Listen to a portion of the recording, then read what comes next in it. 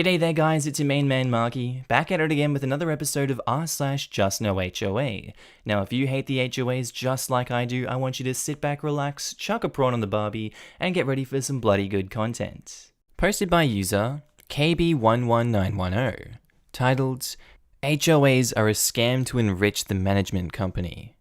I'm new to this sub, so this may have been done to death, but I just sold my condo in not one, but two HOAs. And I will never ever buy an HOA encumbered property again. I almost felt bad for my buyers, but they're in real estate and really tried to screw us over, so they should know better and screw them too. And my HOAs were not really that bad, $424 a month between the two, and they never paid for anything. Except I didn't have to have homeowners insurance, so that's good. The reason for two is that I had a condo outside a gated community, but we also belonged to the gated community and could use their facilities, a pool and a greenbelt/park. However, they refused to let us drive behind their precious gate, even though we were all given remotes when we purchased our condos. A few years in, they replaced the gates, so our remotes didn't work anymore. Regardless, when I sold, it cost me over $2,000, $1,200 up front to get rid of the damn place, all to the fudging management company, not the HOAs themselves. First, it was a $500 paperwork fee, so they would give the new owners the HOA paperwork. Fine. I confirmed twice that it was for both HOAs. Then it was a $700 paperwork fee for the second HOA. I objected, and the second HOA, which is the parent HOA, is not bound by whatever the first HOA stated. At this point, we're so close to closing escrow, I just pay the damn thing. Then, in my closing statement, it's going to be another $900 to transfer HOA title to the new owners. Screw HOAs. Screw the management companies. They are a scam. I actually got on the board for a while, trying to divorce the two HOAs, which would have reduced our fees by a bit more than half. But the parent HOA had control, per the CC&Rs, and we would have to get 75% of them to vote to let us go, and then their fees would go up to make up the difference.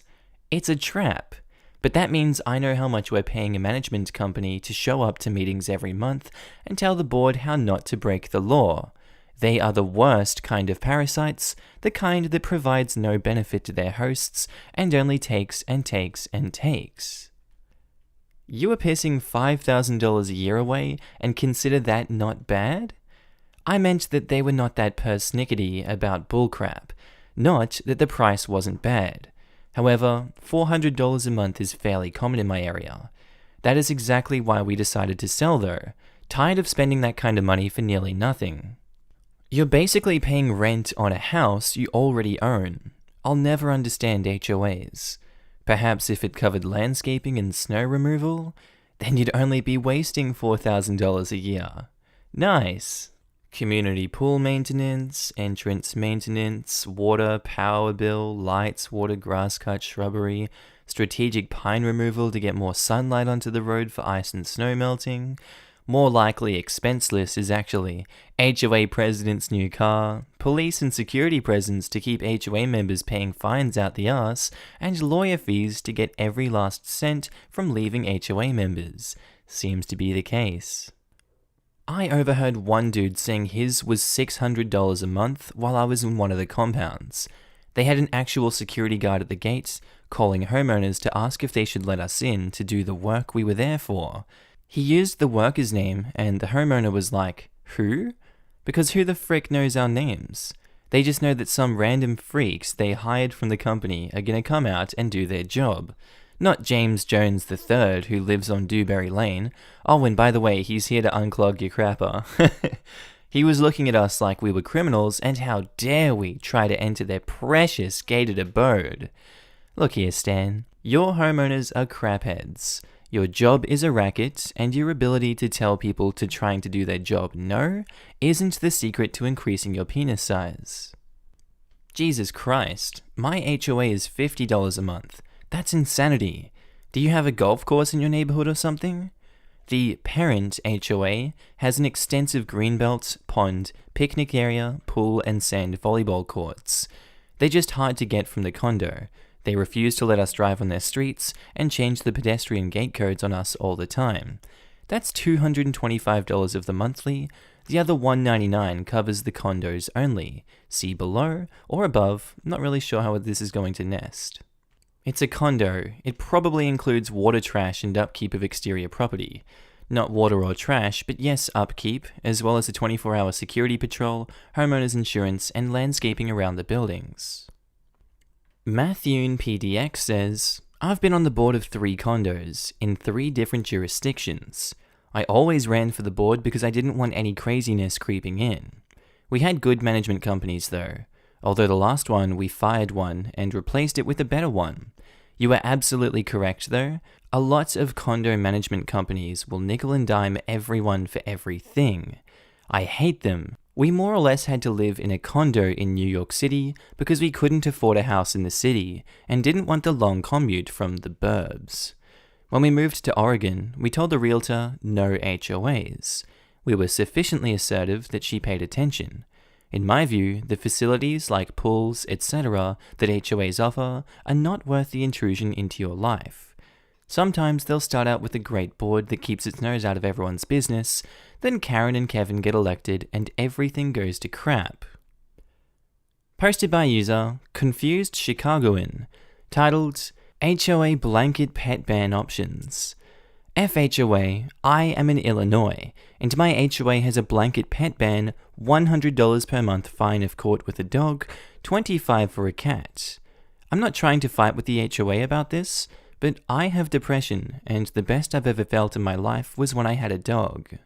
Multiple people within the complex have cats. You can see them in the window, and one unit owner who has a dog said he had to get legal representation to get the association to allow him a dog for ESA purposes. I am not trying to hire a lawyer to do something that I could freely do anywhere else in the city. I bought my unit roughly a year ago, and can clearly tell that the previous owners had multiple cats. The HOA is not enforcing the cat part of the rule. How would you suggest going about trying to change this ridiculous policy? The HOA is essentially making it illegal to have a dog in a townhouse that I own. It's ridiculous and should not be legal. Move is the easiest option.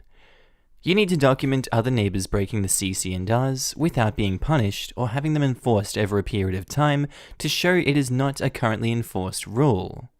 To do this, you will probably need to check with the neighbors you see with cats to ensure they do not pay the $25 fee each month.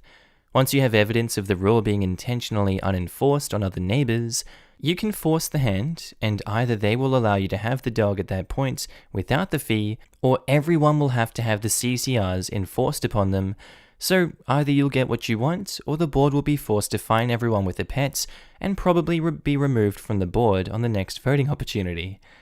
And if it's the latter part, be prepared for your neighbors to hate you. Having a cat and a dog is vastly different. Dogs bark and poop. Cats if they're indoors. You can't even tell if he has them unless you're looking inside. Not OP's fault the HOA has such a stupid rule. It's a stupid rule because of stupid people that can't properly handle a pet. You bought in knowing this rule. It's not like they made a new rule. You're probably crap out of luck unless you pay up for a lawyer. As much as I love dogs and hate HOAs, why buy into a place knowing very well prior to closing that there is a ban on dogs and cats? You did read the CC&Rs before you signed the paperwork, right? It would be easier to sell your property and buy a property without restriction. Good luck getting this rule to change. When I bought my house, it had a covenant saying that you couldn't keep or breed any of a list of animals. My house was built 70 plus years ago on farming land, so I'm guessing it was a legit concern they had at the time. The ones you couldn't keep were things like cows. Fair enough, my garden is tiny, but also chickens, which gave me pause. How badly was I likely to want chickens in the future? More than I wanted the house? The breeding list includes most animals and pets, including cats. I'm less worried about anyone needing to look this up, but if I were to go into cat breeding as a business, it could cause me problems. I did genuinely stop and think before I signed on the dotted line. I backed out of buying a house because of the no chickens clause. If I want chickens, I'm getting chickens. If I remember correctly, service animal laws supersedes HOA bylaws in almost all situations. You could double check with the board about service animal rules and if they're going to give you trouble ahead of time. Emotional support animals do apply to landlords, HOA, and a couple of other places. The HOAs have to abide by the Fair Housing Act, not the Americans with Disabilities Act. OP needs to get a doctor's reference for an emotional support animal. That's all. Might cost you $60 for the visit. As stated, HOAs are subject to fair housing laws. If you get legitimate emotional support animal paperwork, they would have to grant you a reasonable accommodation to allow your animal. Your neighbors could be just paying the fine since it's a monthly fine. This could just be the way for the HOA to get more money without raising the month dues or having a special assessment. You can take pictures and record which units have pets, then bring it up at the next meeting. This would make sense for the cats, as $25 a month isn't a stupid amount of money to get what you want, i.e. a cat, so they might as well just be paying a monthly fine as more of a fee. Posted by user Frugal Fish Wife, titled, HOA fining us months later for leaving a Christmas tree in our driveway over the weekend. My boyfriend and I bought a house about a year ago. This is our first time as homeowners, and we have very little experience with HOAs. He asked me to post this and see if anyone has had a similar experience or could offer any advice. At the end of January, I took down our Christmas tree.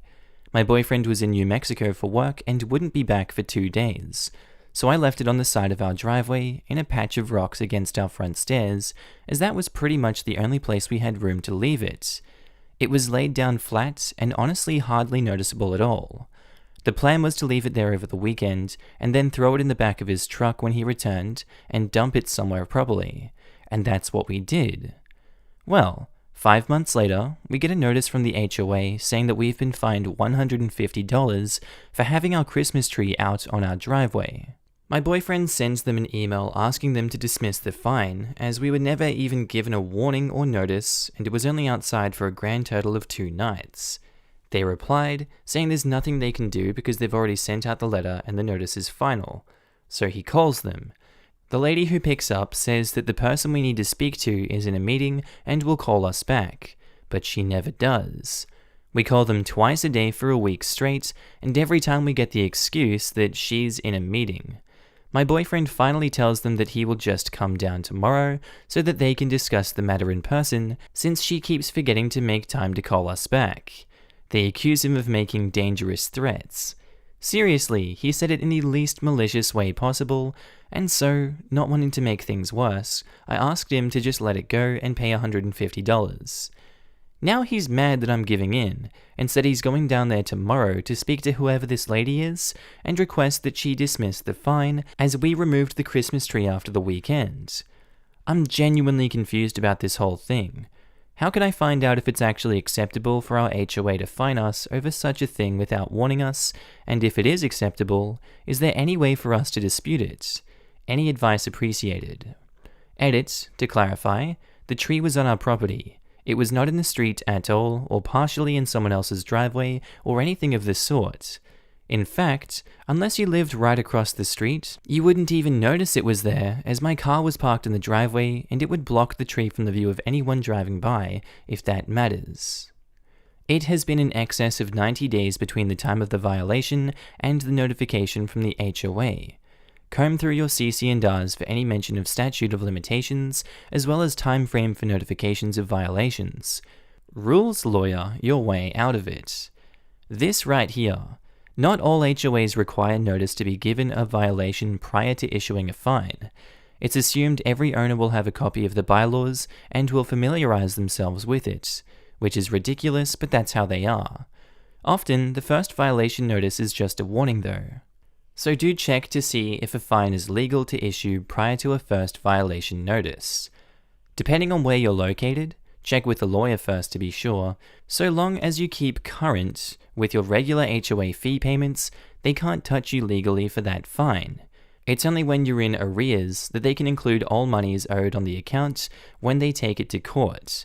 Otherwise, the only real drawback is when you decide to sell, That fine will be outstanding on the account, and the buyer may have to pay it, which will turn off potential buyers. If you use lawyers for house sales and purchases, they can often have it removed then. I'm not a lawyer, but have some experience in this field. Your location will determine your liability for this fine. Also, as an aside, seemingly every HOA has residents who make it their life's work to prowl the area several times a day, taking pictures of the most innocuous crap and sending reports to the management office. By law, they're obliged to follow the rules in your bylaws and have to take required action. I'd seen the most insane stuff being reported for violations: a child's riding toy hidden behind the pillar of the resident's balcony, for example. Can't recall the nature of the violation. Summer toys left outside, or some such crap.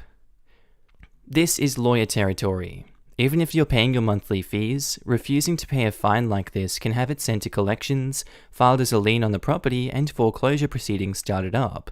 One guy lost his house for having too many roses and refusing to pay the fines, even though, as far as I've heard, he never missed a regular payment.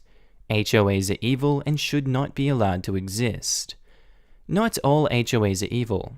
Some of them are necessary when the actual shared property, a condo building or a community pool, etc. I don't think they should be allowed to exist when the community property consists of a couple of common areas, aka runoff holding ponds and a flower bed at the entrance of a subdivision. Those are nothing but a hassle with no real reason to exist. All of them can be turned evil by a couple of busybodies on a power trip. I will never live in one again. The risk is too high, even for currently decent ones. Someone else suggests, simple, play semantics. Accuse them of going that 5 months after New Year, any tree on the yard would most definitely not be a Christmas tree, but you are not known to discriminate against the mentally deficient. Go out, get written statements from your neighbors that for the last 2 months there was no shrubbery in your backyard. Provide photographic evidence. Go drink with your local priest. Ask him what he would call a Christian that celebrates Christmas in July. Ask him if you could quote him on that. Call their pastor. Ask him what he would call a Christian that insisted that a Christmas was even celebrated remotely close to July. I believe heretical swine whose parents took a steaming crap in the Christian gene pool would put it lightly. You would handle this gladly, but since you have at least a passing acquaintance with Christianity, you cannot take anything seriously that accuses you of leaving out a Christmas tree in July as anything but the fruits of too much whiskey and too little fruits. Pro tip: if a tree left out in January is a Christmas tree in July, does the same count for other ornaments? Like, let's say we have a Christmas ornament that some would indicate, due to a temporal connection, be a nativity scene with the baby Jesus, the Virgin Mary, Joseph the old coot, and the 3 supposed homeless kings. Now it strikes fear in the heart to think if such a display of faith only 6 months removed would be counted as tacit support in preparation of the Pride Week. I mean, you were not schooled in how baby Jesus looks, but what they presented there gave you no option but to assume it was a small shrine to Freddie Mercury. Look up parade ordinances. You are a supporter of Pride Week, but seriously, if they want to parade their wicked ways, at least invest in some high-quality religious icons, or get properly scaled models of Boy George. Oh, and since the statutes of limitations do not apply in terms of writing a warning, do they also not apply in paying a fine? Because just as they speedily and correctly warned you for an infraction in January, in June, July, you will be equally speedily and precisely pay them in the same time frame. And that is just me doing 5 minutes of day drinking. But seriously, your best bet is to look up the statutes of limitation. Could be called something differently, but basically it says, this many days after the infraction, at the most, we will send you a warning. Offer to pay them in full if they have evidence that this was filed within regulation distance. Basically, if the first letter went out and the mail just lost it, surely they have evidence that this was filed in the correct time frame. If this was not kept, you have reasons to dispute this. Look up the bylaws, and remember, a German day drinking for 5 minutes came up with this. Ask me what I can do if you give me 5 hours. Alright, this was getting long, but I was going to just move on from this one. But he writes a good story, I'm not going to lie. You can skip ahead a minute if you don't want to listen to it. Lepidita replies to him saying, I'm hiring right now. Please send all German day drinkers to my office. You make a cunning and equally attractive case, but seriously, I already have a job. This is just what I do for charity cases.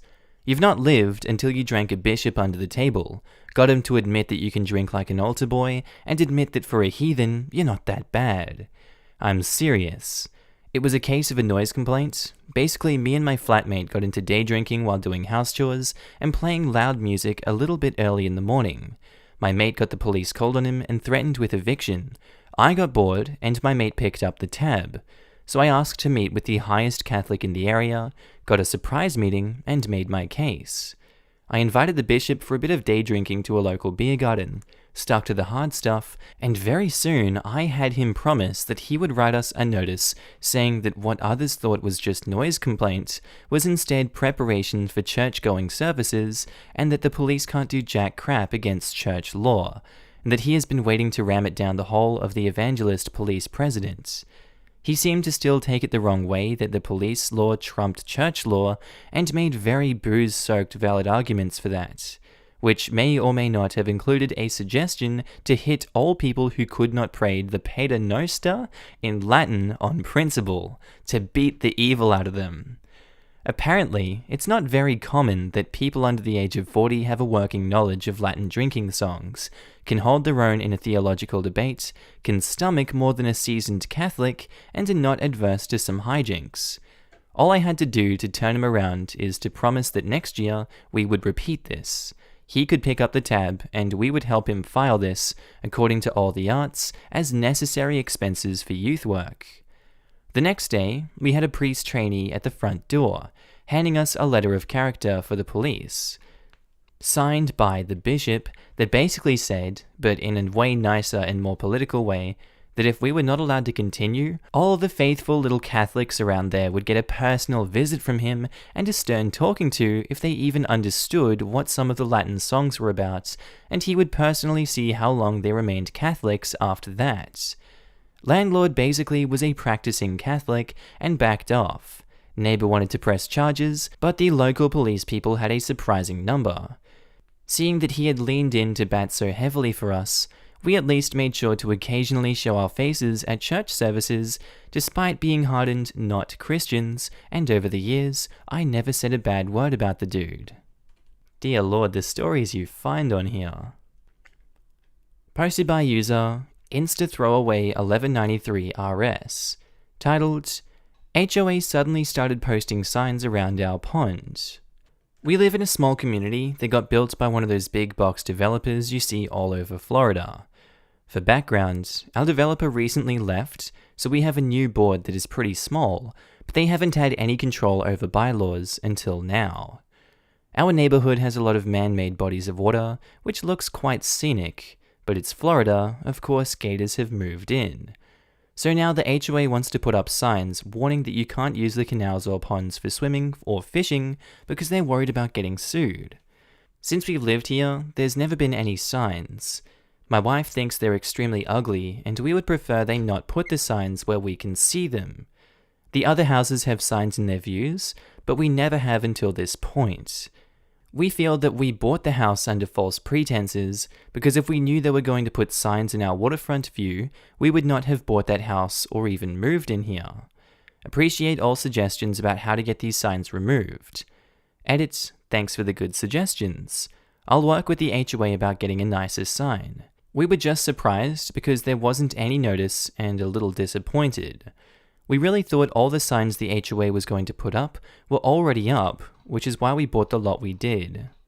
If it's common HOA property, I would hardly see how they wouldn't be able to put up signs, especially if the HOA could be held responsible. I'd much rather look at one sign than have to pay triple dues because the neighbors had a family in Nebraska who got too close one day.